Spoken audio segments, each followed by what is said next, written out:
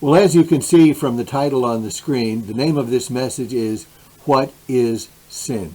And so why do I ask this particular question?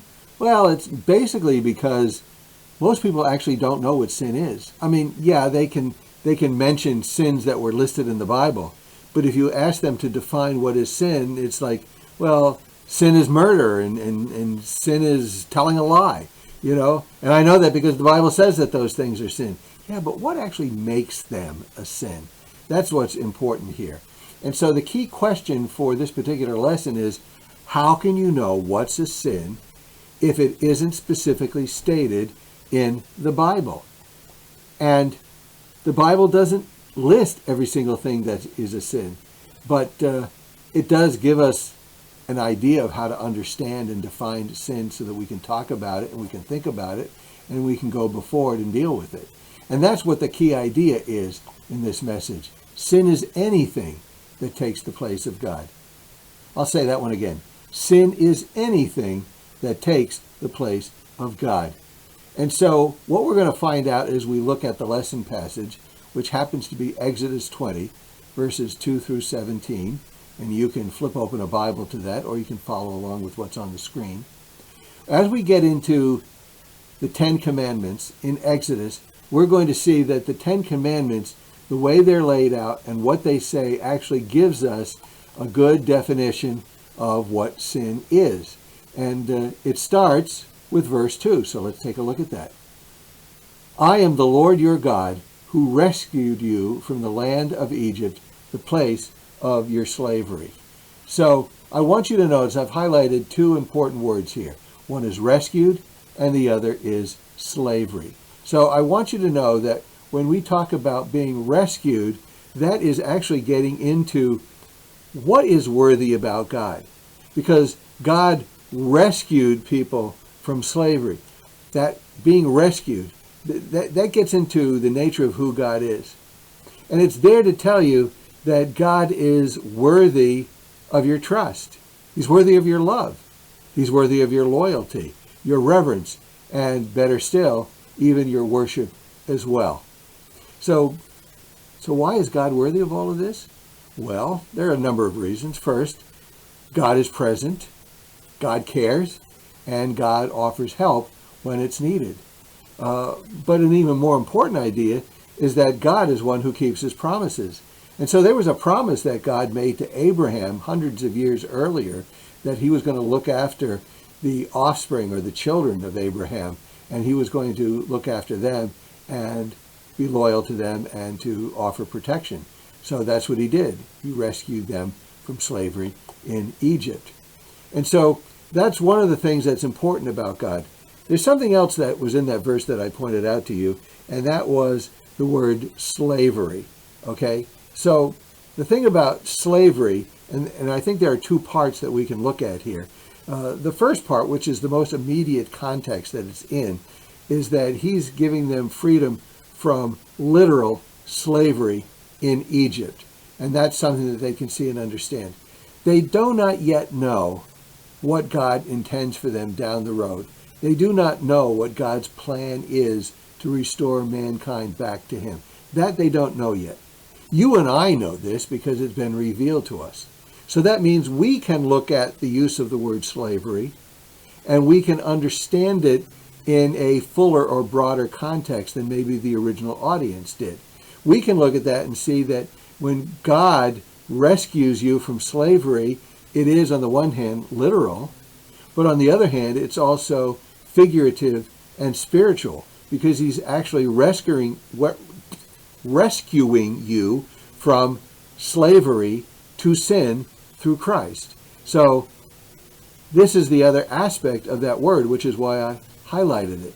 So the point here is because of who God is, you actually need to keep these commandments. I think that's the point that God is making to his original audience, and I think that that's the point that God is making to us.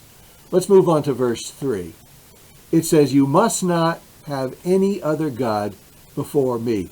There are other translations that say you must not put other gods before God.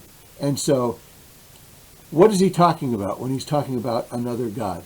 So, in the ancient world, they would have looked at that in terms of, because the only other gods that they knew about were pagan gods. In fact, in the Old Testament, Baal is identified as a pagan god. In the Greco-Roman world, they had pagan gods such as Zeus and Apollo and Thor and a whole host of others. As a matter of all through history, man has manufactured endless pagan gods in order to be an insurance policy against everything. You needed a god to bless your crops. You needed a god to make sure that your family would grow with more children. You would need a god to keep you healthy. You would need a god to bring rain. You would need a god in order to make sure that the sun came up each day. You needed a god to protect you from enemies. You needed a god who would be with you to help you fight battles. There are all kinds of pagan gods that people had. And so we look at something like that, and I have to say that, earlier in my Christian life, when I would read this, I'd say, well, he's probably talking about pagan gods, so, well, I don't worship any pagan gods. I can't see this is a problem for me. It's not anything that I need to pay attention to. And then I started hearing different pastors preaching on how people would replace pagan gods with current gods of our age, such as a love of money, a lust for power, greed for things, an actual trust of people like athletes, entertainers, politicians, and other people who are celebrities or people that we think are going to be able to solve our problems and give us a better life and make things better. And so the point of more modern pastors is to say that these sorts of things become our actual pagan gods. And I thought, okay, that's reasonable. I can accept that sort of an idea. But then when I read deeper into the Ten Commandments, and I look at the actual context that this is having, I think to myself, you know what? I think he's actually talking about me. I think he's actually talking about you.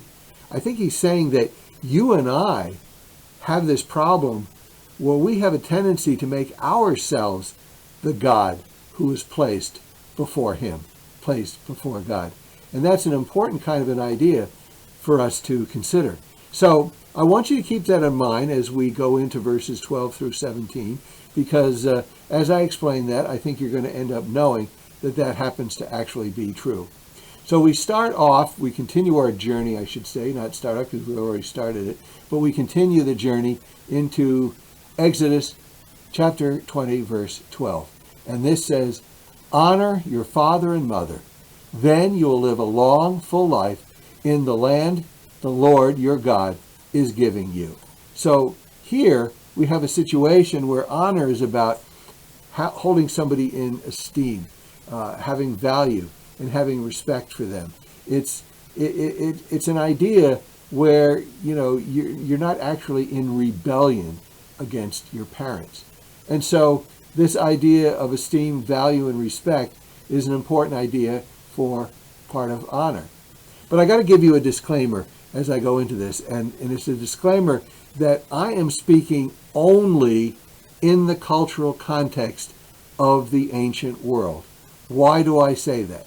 Well, people today always wonder if they have to actually honor a dysfunctional, abusive parent who has never been there for them, who has abandoned them, who has harmed them, and done things to them that no parent should ever do to a child. They're saying, should I honor that? And I would have to say, you got to understand the concept of shame and honor in the ancient world. We're not talking about that. We're not saying that you're going to, submit yourself to as much abuse and harm and danger as possible. That's not what we're talking about here. We're trying to understand how people thought and how people acted in the ancient world and why God references that in this passage so that we can understand what he means for us today. So let's let go of our current issues of today and put our brain and our emotions into the ancient world. So when this was written, people valued honor because honor actually led tangibly to blessing and prosperity. And the reason why is that honor was based on virtue. And virtue includes things like moral excellence and righteousness. As a matter of fact, you couldn't even have a good reputation without virtue. And it was believed in that time period that ultimately your happiness was tied to your virtue, because if good things are happening for you, if you're experiencing blessing and prosperity because you practice virtue, and that's part of your nature and your character, the result is going to be happiness, because happiness is tied to the honor that comes from virtue.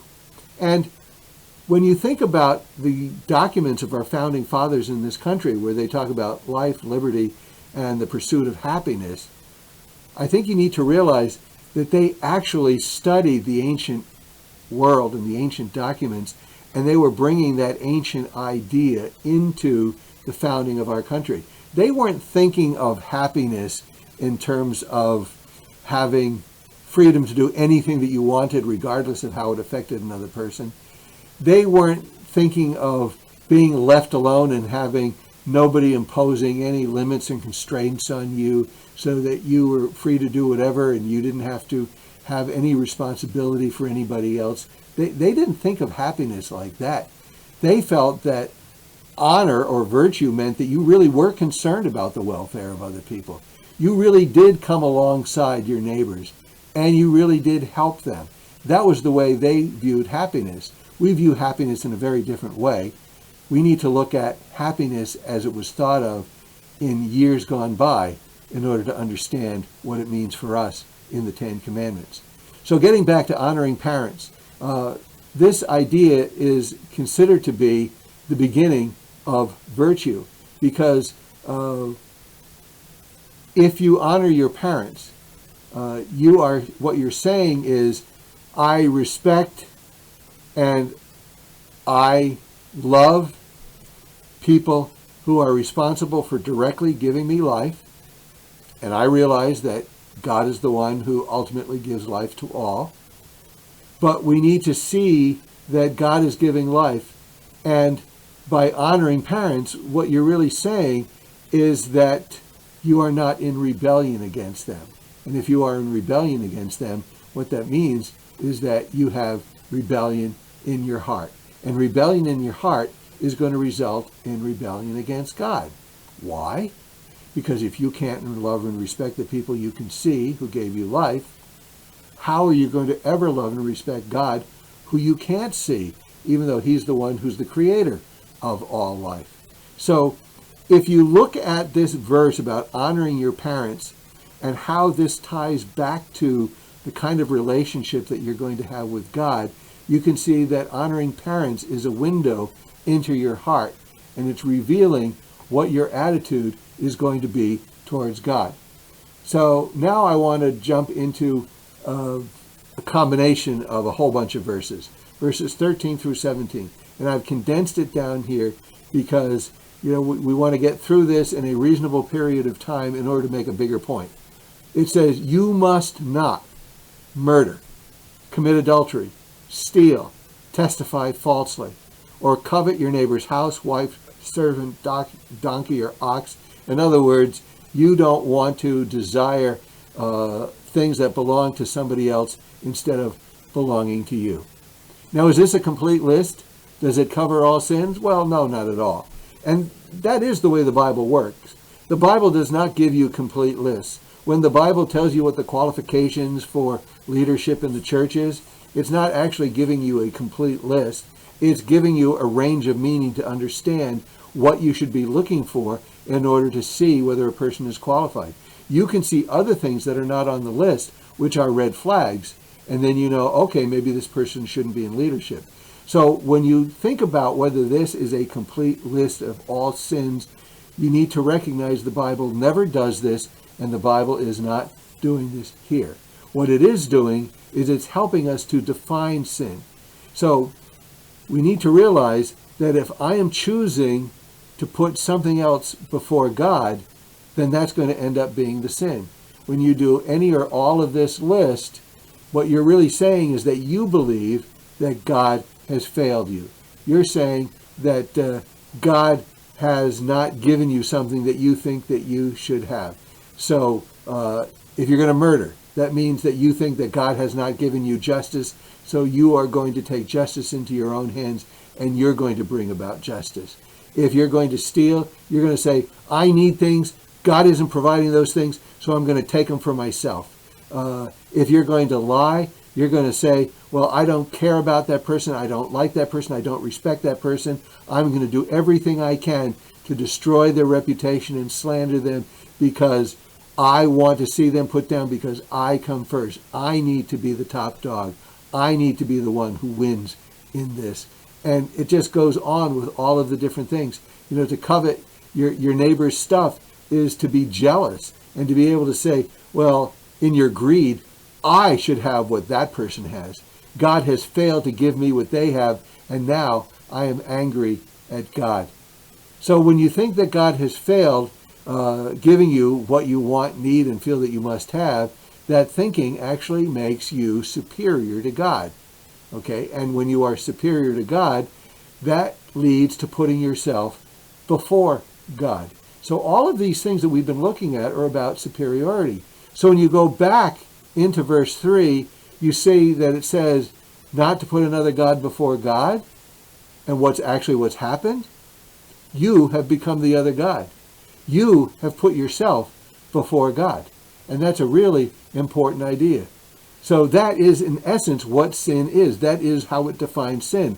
So now you know how to identify sin, which is not listed in the Bible. So I think of this thing that happened when one of my adult nieces, who's, I think she's about 40 right now, but back when she was preschool age, we were visiting an elderly relative, and she would see these little tiny trinkets around, and she would say, "What are you doing with that?" And the elderly woman would say, "Oh dear, do you want to have that?" And she would say, "Yes." And so then she said, "Well, here, you can have it." And so I can remember my sister and my brother-in-law feeling very embarrassed that they bring their oldest child into somebody's home, and this child is just wanting to get her hands on everything and just have stuff. It was just greed run amok. And so when we got back to my place, my brother-in-law would go around and specifically he looked at this big cabinet which was built into the wall that couldn't be moved without destruction. And he says, "What are you doing with this? Do you want this? Can I have it?" And of course that was the joke because he was imitating his daughter.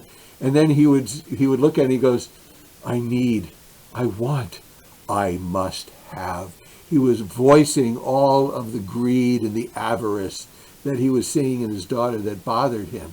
And I think that one of the points that he ends up making in this, and I think it plays into what this message is that when we get to that point of being filled with that level of greed and desire, we change and we start to say, I'm going to put myself in place of God.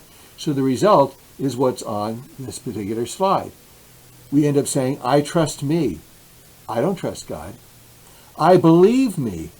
I don't believe God. And I obey me. I don't obey God. And this is really, when you get right down to it, this was the issue that was taking place between Adam, Eve, and God in the Garden of Eden. It was the same thing.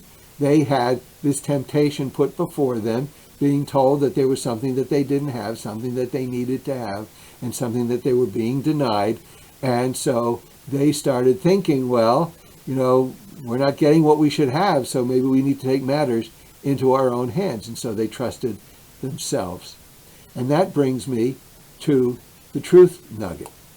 And the truth nugget is this. Temptation is an invitation to put yourself before God. I'll say that one again. Temptation is an invitation to put yourself before God. The temptation is to point out to you something that you don't have that you're going to think that you need. And that temptation being put before you is an invitation for you to go, yeah, I think I need to take matters into my own hands and do this. And so this idea of temptation plays back to when Jesus was in the wilderness and he was being tempted by Satan. Satan was tempting him with things. And I thought that, the temptation for food after, a whole month without eating or drinking, I thought that would be a pretty strong temptation to satisfy the needs of the body. But he also tempted him, with greed for power and to take control of what God had promised but hadn't given him yet. Why didn't Jesus accept the invitation? The answer is very simple. He wasn't tempted because in his heart he was not in rebellion against his Father in heaven. He did not want what was not his to have. He was content to accept what his Father gave him. He was content to wait until his Father would keep his promises. He was content. The only reason why temptation bothers you and me is because in our hearts we want something that we don't have, that we think that we should have, and that we are determined that we're going to have.